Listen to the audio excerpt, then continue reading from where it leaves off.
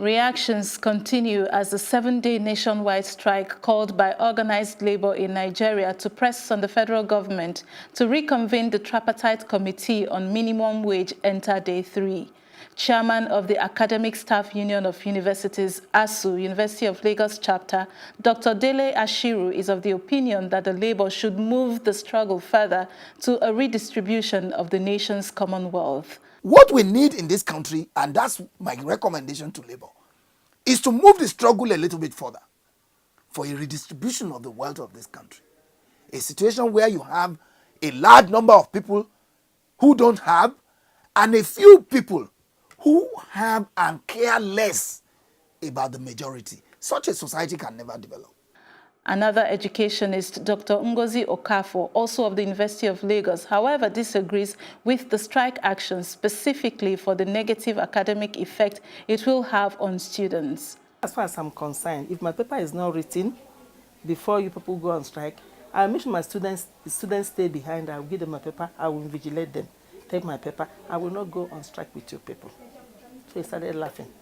I told him that was what people did previously. And we were home 6 good months. Eventually, when they gave you people money, nobody heard of them. We just would say 6 months, and these children were suffering in school. You can imagine most of us that are privileged to send our children outside. What about these parents who are not privileged to send their children outside? Both lecturers, however, agree that the nation's minimum wage should be increased from the current 18,000 naira. They should increase it. You don't need to plead with them. You don't have to go on strike. They know it's their duty to increase it. If you compare what Algeria, USA, and whatever they receive, Nigeria is the least. They should reconvene the tripartite committee on minimum wage. Agree. And in the principle of collective bargaining, Labour can say we want 100,000, 67,000, any amount. Government, private sector owners and all that, we then sit down to say, look, if we look at the economic indicators and all that, it may not be realistic to pay this quantum. We will pay this much. And then they agree in the principles of collective bargaining.